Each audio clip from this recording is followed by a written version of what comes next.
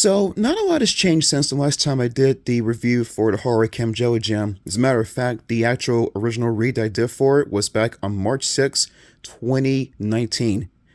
Yeah, 5 years ago, guys. It's been like a freaking long time since then. And I probably look a little bit younger than I do right now doing the read of it back then, but in any case, I decided to go ahead and do the reread again of this book because it felt like to me, originally back then, the reads, because of where I was working at the time, didn't come out in very good quality back then. So I wanted to try to do another version of it this time. And also, if you weren't able to get the chance to get to the book back then, you can really see too that I also had the newer book at the time that I was reading from, and it had that hideous monster on the front of it, which gave away the mystery to the whole story too, which I thought was kind of stupid for them to do that. By the time I didn't know any better, but this time I went for my mistake with that and decided to read from the original book because that way you get the actual mystery from reading something that you're not quite sure what the front of it is specifying about. You just see a creepy dude on there, and that's about it. But but yeah, the story is pretty good when it comes to your standard fare for camps and trying to establish to the reader and to people in general too that trying to, be the best at everything or trying to always win at everything isn't always the best way to go about things because you don't really have fun. You're trying to, achieve something, but without any kind of real benefit from it, except the fact that you just happen to, clobber someone trying to get it.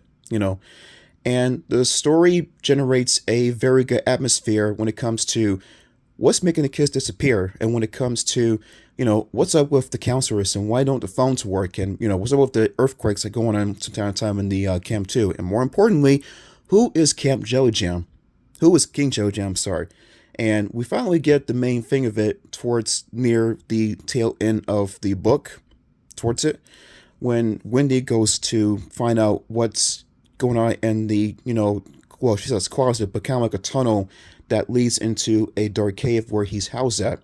And all the kids that had won the gold coins, the six gold king coins, happen to be the ones that were unlucky enough to have to wash him down, because if not, he will actually eat them. And he's actually even eaten some kids too, from what one of the characters, Deirdre, had told Wendy when they finally meet each other. And I really thought that was kind of, creepy as hell to know that, actual kids were eaten. We never really know which ones were. We never really know about, how it was all done. It was just done, and we just move on, just accept it, I guess.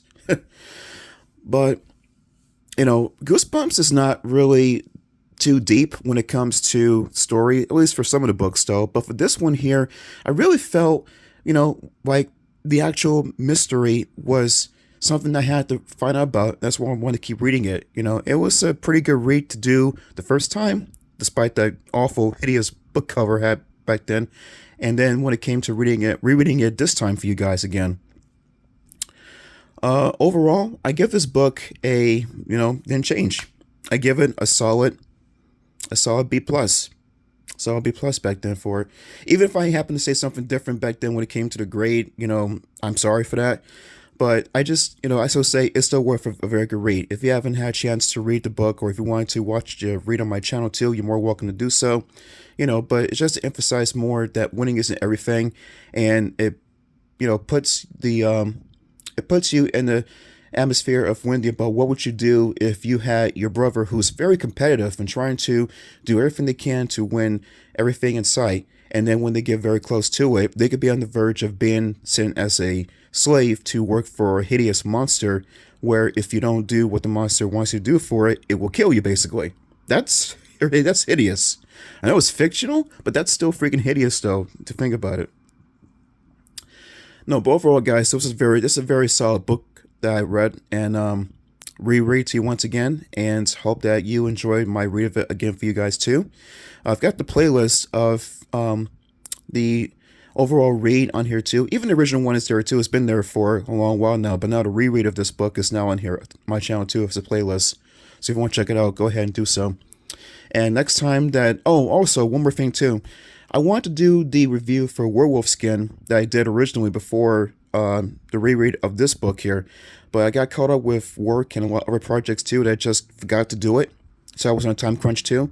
So what I'm going to do is at some point I'm going to get back into the review for that book too, in the midst of doing the newest Goosebump read, which is The Abominable Snowman of Pasadena. So guys, hope that you stay tuned for that read too when you can. And I'm also going to do another poll sometime in the future about what other book you want me to read next time too, after the Snowman book. And until then, guys, take care, and I will see you real soon. Stay cool, everyone.